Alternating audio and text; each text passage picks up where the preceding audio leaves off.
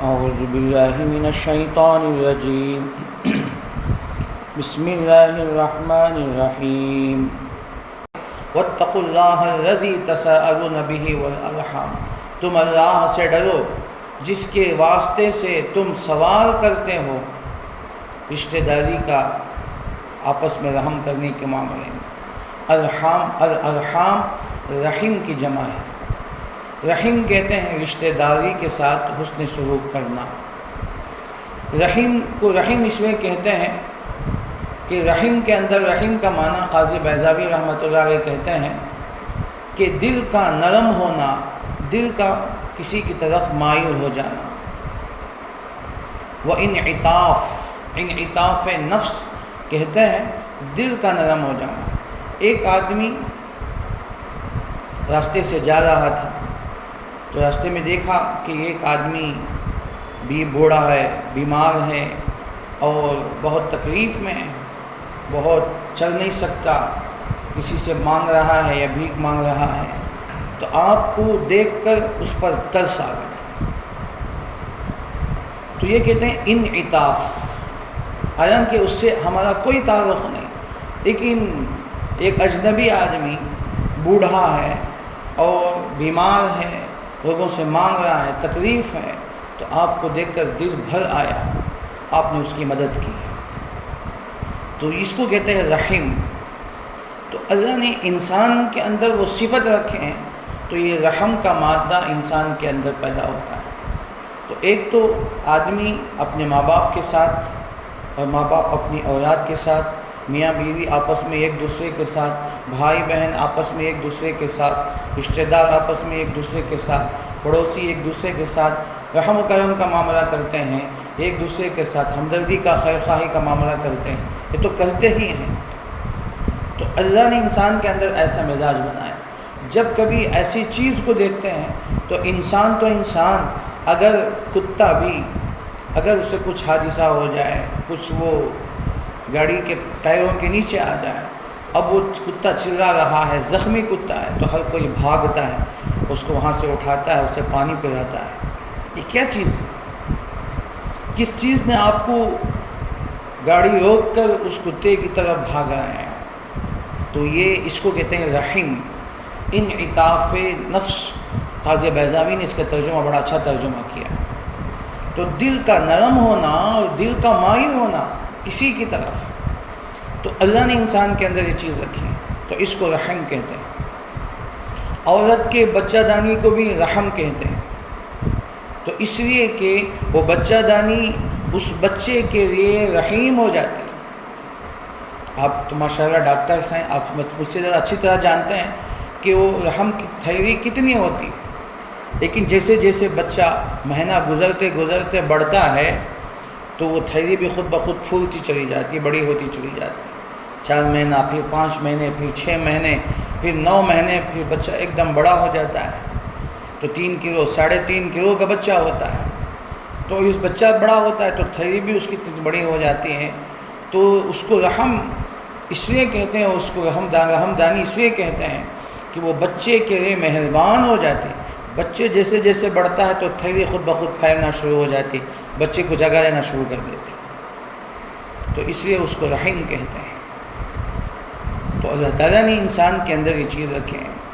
تو الارحام، تو رشتہ داری، آپس میں ایک دوسرے کے ساتھ رحم کا معاملہ کرنا، ایک دوسرے کے ساتھ ہمدردی کا معاملہ کرنا، یہ انسان کے اندر اللہ نے رکھے ہیں۔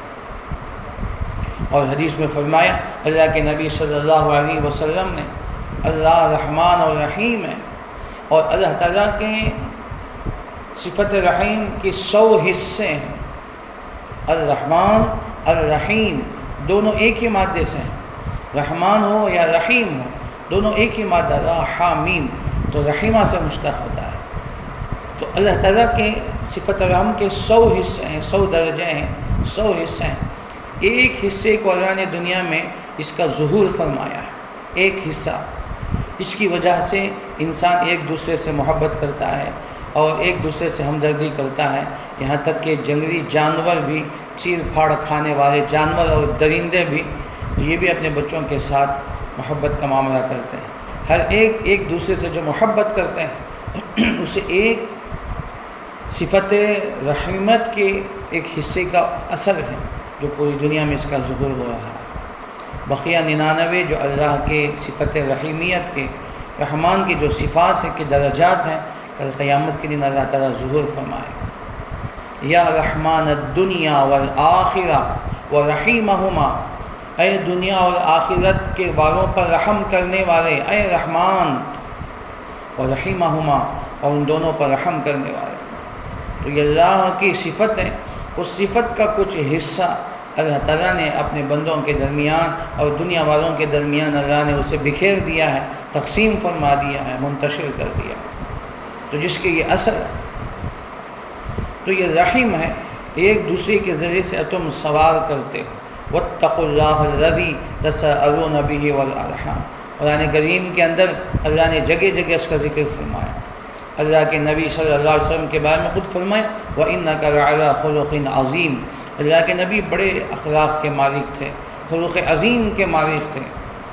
اور اللہ نے دوسری جگہ اللہ تعالیٰ نے آپ کے بارے میں فرمایا فَاعْفُ عَنْهُمْ وَاسْتَغْفِرْ لَهُمْ، اے نبی آپ ان کو معاف کر دیجئے، آپ ان کو درگزر کیجئے۔ فَاعْفُ عَنْهُمْ وَاسْتَغْفِرْ لَهُمْ، تو اللہ تعالیٰ نے اپنے نبی سے کہا کہ ان صحابہ سے اگر غلطی ہو جائے تو آپ ان کو معاف کر دیں۔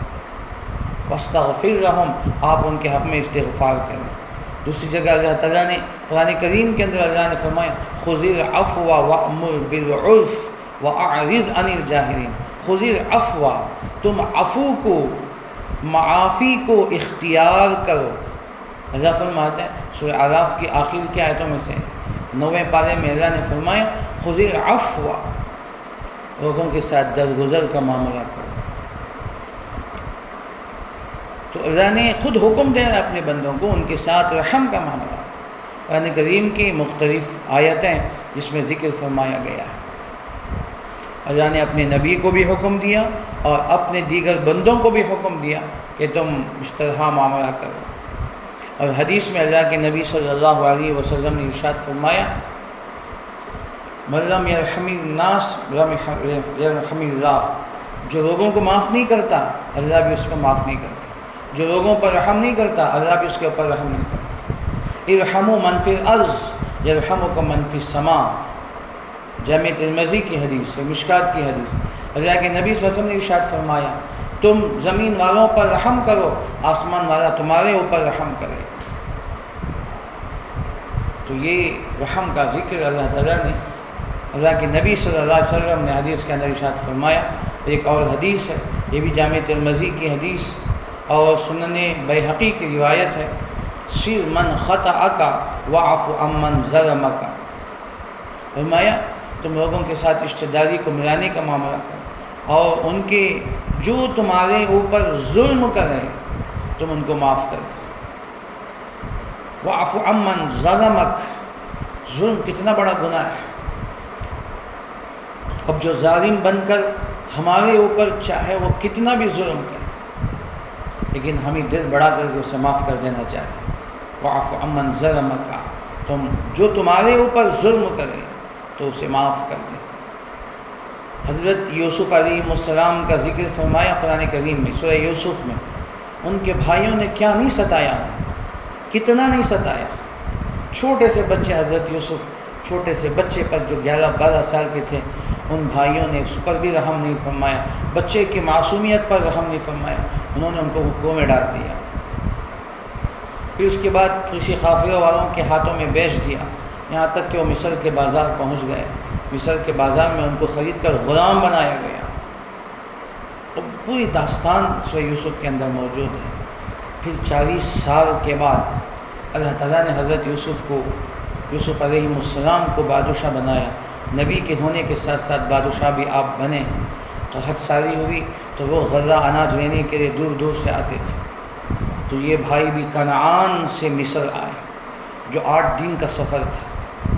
کنعان اور مصر کے درمیان 8 دن کا سفر تھا۔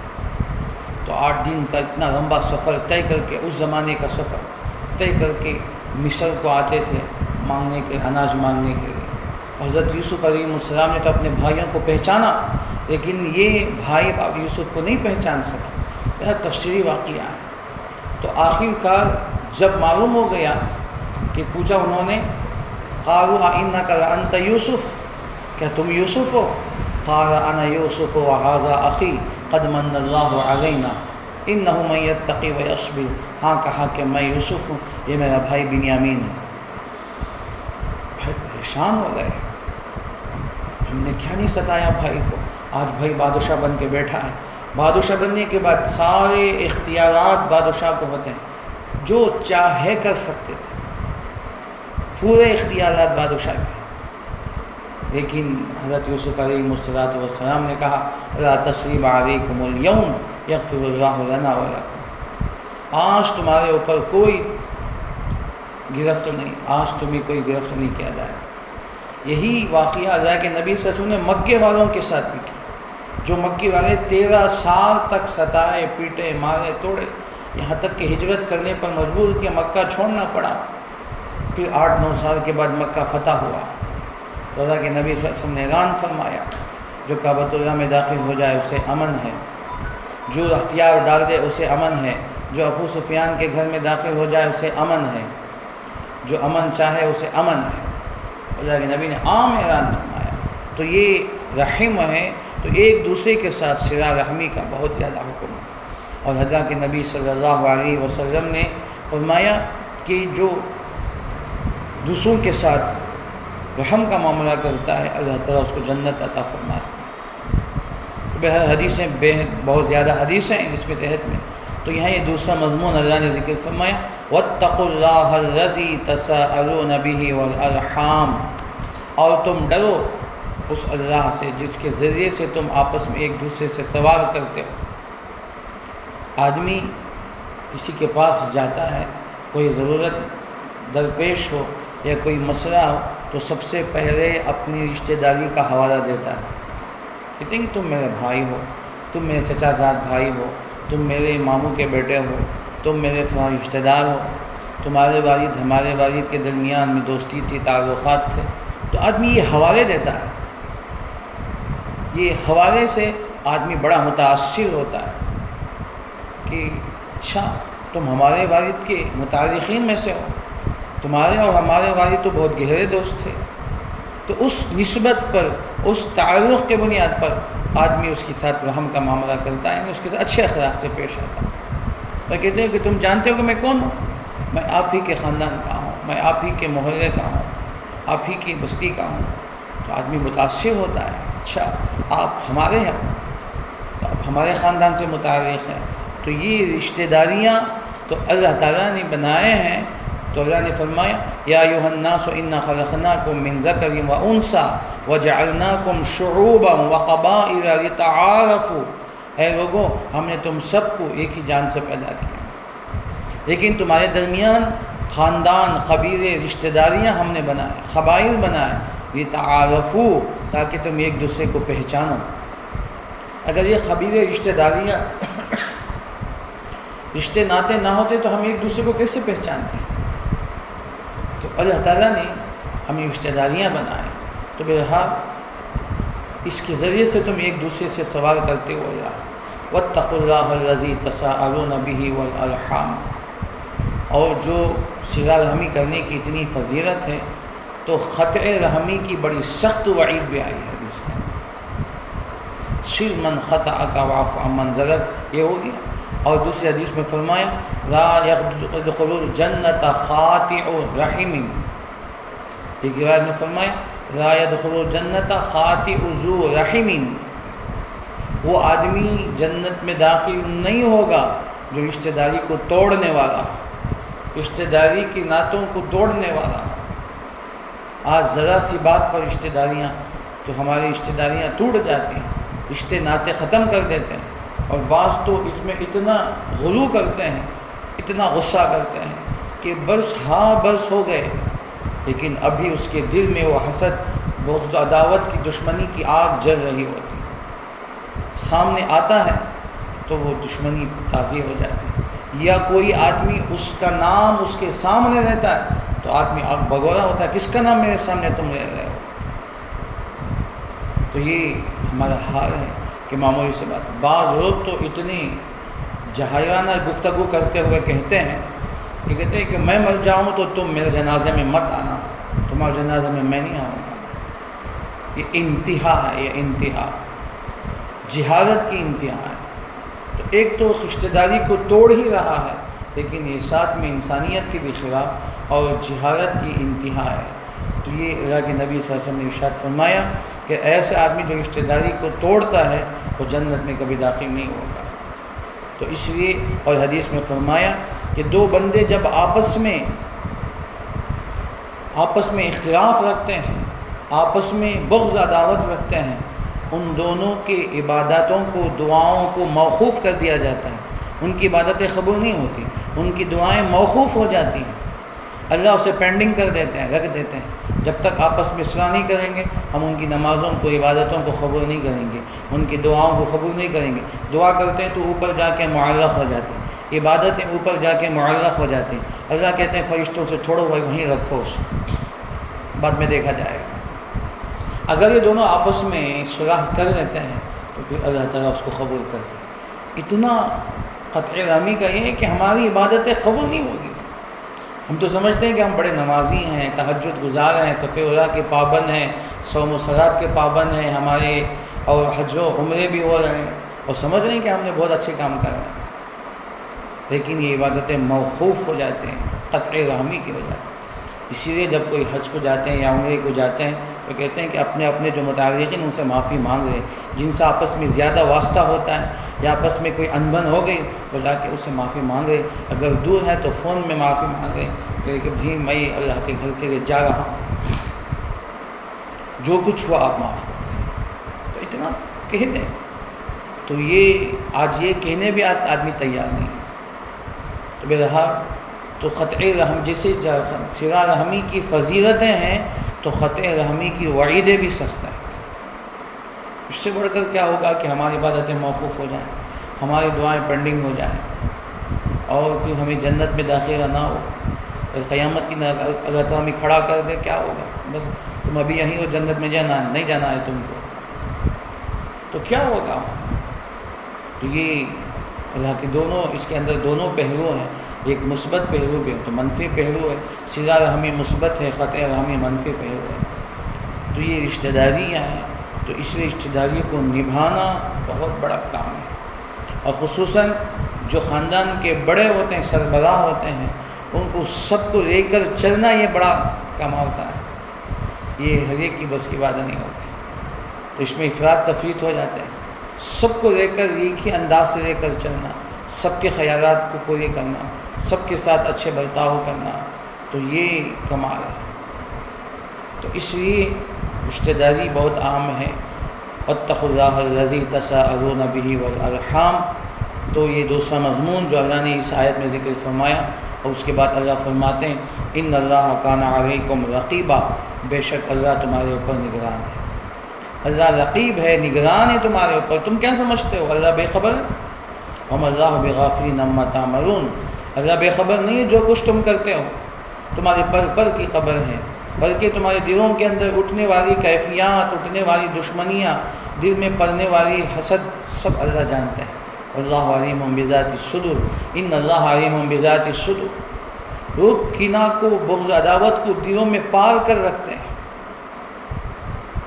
تو یہ انسانیت سے بھی ہٹ گری ہوئی چیز، اور اللہ تعالیٰ نے جو ہمیں اشرف المخلوق بنایا، ہمیں لوگوں کے فائدے کے لیے بنایا، خیر الناس من ینفع الناس، ہم لوگوں کے فائدے کے لیے پیدا ہوئے، ہم دوسروں کو اچھی باتوں کا حکم دینے کے لیے پیدا ہوئے، امر بالمعروف نہی عن المنکر کے ہم دنیا میں آئے، تو ہمارے یہ زیبا نہیں ہے، ایک مومن کا یہ شیوا نہیں ہے کہ ہم اس طرح قطع رحمی کریں۔ بہرحال اللہ نے فرمایا کہ ہم تمہارے اوپر نگران ہیں۔ اللہ نے سورہ قاف میں فرمایا جو کچھ تم کہتے ہو تو ایک کیچ کرنے والا اسے کیچ کر لیتا ہے۔ اللہ نے سورہ قاف میں بڑی اچھی آیت ہے، جب ہم زبان سے کوئی الفاظ نکالتے ہیں، زبان سے جب کوئی بات ہم کہتے ہیں تو فوراً ایک فرشتہ اس پر متعین ہوتا ہے، وہ ہماری باتوں کو کیچ کرتا ہے، اسے محفوظ کر دیتا ہے۔ ہم یہ سمجھتے ہیں کہ ہم کہتے ہیں ہماری بات ہواؤں میں نکل گئی، ہوا میں بکھر گئی، نہیں، بلکہ ما یلفظ من قول الا لدیہ رقیب عتید، سورہ قاف کی آیت ہے۔ جب تم کوئی لفظ اچھی ہو یا بری، کوئی لفظ اپنی زبان سے نکلتا ہے، ہم یہ سمجھتے ہیں کہ ہماری زبان سے الفاظ نکل کر یہ ہوا میں منتشر ہو جاتے ہیں، نہیں، یہ ہوا میں منتشر نہیں ہوتے، بلکہ اسے محفوظ کر دیا جاتا ہے۔ اللہ نے 2 فرشتے ہمارے رکھے، دائیں بائیں 2 فرشتے رکھے۔ اذ یتلقی المتلقیان عن الیمین وعن الشمال قعید، وہ بالکل چاق و چوبند ہو کر بیٹھے، جو بھی اچھی بات ہو تو یہ لیتا ہے، بری بات ہو تو یہ لیتا ہے۔ تو معلوم ہوا کہ ہماری ہر بات نوٹ کی جا رہی ہے، تو ہم کتنا محتاط ہونا چاہیے۔ اگر کہیں ہم جاتے ہیں تو کیمرہ ہوتا ہے نا، ہم محتاط ہو جاتے ہیں، بھئی یہاں کیمرہ ہے تو ہم کوئی ناشائستہ حرکت نہ کرنا ہے، ایسا کام نہیں کرنا ہے، ورنہ ہمارا یہ سی کیمرے میں کیا ہو جائے گا، پورا کیچ ہو جائے گا، آدمی گھبراتا ہے۔ کہیں بھی جاتے ہیں تو پھر ہم دیکھتے ہیں کہ یہاں سی کیمرہ تو نہیں۔ تو یہ تو ہمارے قدرتی طور پر اللہ نے 2 فرشتوں کو ہمارے لگا دیے، وہ یہ 2 کیمرے ہمارے پاس موجود ہیں، پورا ریکارڈنگ بھی ہو رہا ہے اور پورا درج ہو رہا ہے اور اس کو لکھ کر محفوظ بھی کیا جا رہا ہے۔ تو اللہ اسی کو اس مضمون کے فرماتے ہیں ان اللہ کان علیکم رقیبا۔ اللہ نگہبان کا کیا مطلب؟ اللہ نے ہمارے ساتھ ہمارے سیکرٹری کو لگا دیا، جو ہمارے ساتھ یہ 2 فرشتے ہمیشہ رہتے ہیں، ہماری ہر بات کو نوٹ کر کے لکھ کر رکھتے ہیں۔ پھر قیامت کے دن دفتر گنامہ اعمال کو کھولا جائے گا، وَيَقُولُ يَا لَيْتَنِي مَا لِي هَٰذَا الْكِتَابَ لَا يُغَادِرُ صَغِيرَةً وَلَا كَبِيرَةً إِلَّا أَحْصَاهَا وَوَجَدُوا مَا عَمِلُوا حَاضِرًا وَلَا يَظْلِمُ رَبُّكَ أَحَدًا۔ کافر کہے گا، کافر کے بارے میں سورہ کہف کی آیت ہے، جب دفتر کھولے جائیں گے، بڑے بڑے دفتر ہوں گے گناہوں کے، وہ کہے گا کہ ارے کمبخت کیا ہو گیا اس دفتر کو، ہائے افسوس، نہ ایک چھوٹا گناہ چھوڑا ہے نہ بڑا گناہ چھوڑا ہے، کوئی بات نہیں چھوٹی، من صغیر ولا کبیر الا احصاها، ہر چھوٹی بات ہر بڑی بات اسے محفوظ کر دیا گیا، اسے ریکارڈ کر دیا گیا۔ ولا یظلم ووجدوا ما عملوا حاضرا، اور کل قیامت کے ان سب کو حاضر کیا جائے گا، سامنے پیش کیا جائے گا، اس کا دفتر اس کے سامنے کھولا جائے گا، اس کی پوری زندگی 70-80 سال کی زندگی اس کے سامنے ہوگی۔ تو یہ اللہ نگران کے معنی اس کا مضمون یہ ہوتا ہے، ان اللہ کان علیکم رقیبا، بے شک اللہ تعالیٰ تمہارے اوپر نگران ہے، رقیب ہے۔ پھر آگے اللہ نے دوسری آیت میں، ایک آیت میں وہ 2 مضمون ہیں جو ہے آپ کے سامنے ہو گئی، اب دوسری آیت میں اللہ تعالیٰ نے یتیموں کے بارے میں ذکر فرمایا ہے، وَآتُوا الْيَتَامَ أَمْوَالَهُمْ وَلَا تَتَبَدَّلُوا الْخَبِيثَ بِالطَّيِّبِ وَلَا تَأْكُلُوا أَمْوَالَهُمْ إِلَىٰ أَمْوَالِكُمْ إِنَّهُ كَانَ حُوبًا كَبِيرًا۔ ایک آیت میں یتیموں کے 3 حیثیتوں کو اللہ نے ذکر فرمایا، گویا ان کی 3 طرح سے ان کی حق تلفی ہوتی تھی یتیموں کے ساتھ، وہ 3 طرح کی حق تلفیوں کو ایک آیت میں مجمل انداز میں اللہ تعالیٰ نے بڑی ذکر فرمایا ہے۔ تو اتنا بات بقیہ تفسیر تو انشاءاللہ آئندہ بار کریں، تو اتنا آپ ذہن میں رکھیں کہ اللہ تعالیٰ نے زمانہ جاہلیت کے حالات کو رکھ کر ان کی اصلاح فرمائی۔ زمانہ جاہلیت میں 2 طبقے، 2 جماعتیں ایسی تھیں جن کے اوپر سب سے زیادہ ظلم ہوتا تھا، ایک عورتیں، دوسرے یتیم، ان کے اوپر سب سے زیادہ ظلم۔ تو آج پھر اسی چیز کو زمانہ جاہلیت لوٹ کر واپس آ رہا ہے، آج یہی عورتوں کے ساتھ اس طرح کی ظلم و زیادتی ہو رہی، انسانیت پنپ کر اپنی جان دے دی، انسانیت ختم ہو چکی، یہ انسانی شکل میں درندے چل پھر گھوم رہے ہیں۔ آج کتنا بھی بولا جائے، کتنے گھٹیا الفاظ بھی اگر ان کے لیے کہا جائے تو کم۔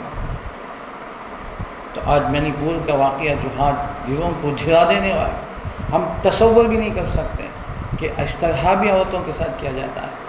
تو جب یہ حالات سامنے آتے ہیں تو میں اپنے علماء بعض ساتھیوں سے میں نے کہا تھا کہ زمانہ جاہلیت میں اس طرح ہوتا تھا، اور حدیث میں جو فرمایا کہ قیامت کے قریب زمانہ جاہلیت کا زمانہ لوٹ کر واپس آئے گا، لوٹ کر واپس آ رہا ہے۔ یہ درندگی، یہ بہیمیت، یہ حیوانیت اتنی انتہا، نہ جانے آئندہ اللہ حفاظت فرمائے، توبہ توبہ، آئندہ کیا ہوگا ہم نہیں جانتے، یہ انتہا۔ اس سے پہلے آپ جانتے ہیں نا کہ ایک فقیر جو کنارے پر بیٹھا ہوا تھا، اس کے ساتھ اس کے سر پہ کھڑے ہو کے اس نے پیشاب کر دیا۔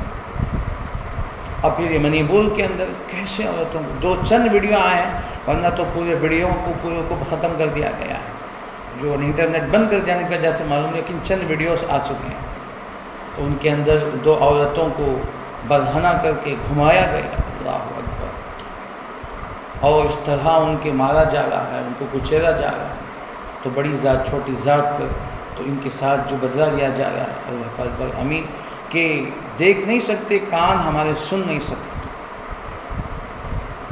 تو میں اتنا تو سمجھ سکتا ہوں کہ زمانہ جاہلیت سے بھی بڑھ کر آج بہیمیت اور حیوانیت شاید ہو رہی ہے، اور جتنا زمانہ قیامت کے قریب جائے گا اور جتنی حیوانیت اور کیا کیا چیزیں آئے گی، تو بہرحال اللہ ہی رحم فرمائے۔ تو اس قسم کے جب حالات آتے ہیں تو انشاءاللہ ایک بڑا انقلاب ہندوستان کے اندر آنے والا ہے۔ یہی ہمارے اکابر بڑے بڑے علماء تو اپنے دور اندیشی سے کہہ رہے ہیں، جب ظلم حد سے بڑھتا ہے تو پھر انشاءاللہ وہاں انصاف قائم ہوگا، یہ حکومت ختم ہوگی، ان کی تختے زیر و زبر ہوں گے، پھر اسلامی حکومت قائم ہوگی اور انشاءاللہ انصاف قائم ہوگا۔ وقت بہت قریب آ چکا ہے، تو اس لیے یہ حالات اس طرح کی جگہ جگہ پیدا ہو رہے ہیں۔ بہرحال یہ یتیم اور عورتوں کا، اور سورہ نساء کے اندر شروع کے اندر چند صفوں میں بلکہ پوری صورت میں انہی کے زیادہ تر مضامین کو حقوق اللہ نے بیان فرمایا۔ ایک اللہ تعالیٰ زمانہ جاہلیت کے ان حقوق کو ختم کر کے اللہ نے احکامات کو لے کر آئے، عورتوں کے حقوق کیا ہیں، یتیموں کے حقوق کیا ہیں، اور ان کے حقوق کیا ہیں، تو اللہ نے بیان فرمایا، اور اللہ کے نبی صلی اللہ علیہ وسلم کو اللہ نے ماڈل بنا کر، نمونہ بنا کر پیش کر کے تو اللہ کے نبی صلی اللہ علیہ وسلم کو آیا، اور یہ چیزیں ختم ہوئی تھی۔ تو اس لیے اس صورت کے اندر یہی سارے مضامین ہیں جو آداب معاشرت کے حقوق اور ان کے تمام مضامین کو اللہ تعالیٰ اس صورت میں بیان فرما رہے ہیں۔ اللہ تعالیٰ ہم تمام کو سنی باتوں سے زیادہ عمل کی توفیق عطا فرمائے، آمین۔ آخر دعوانا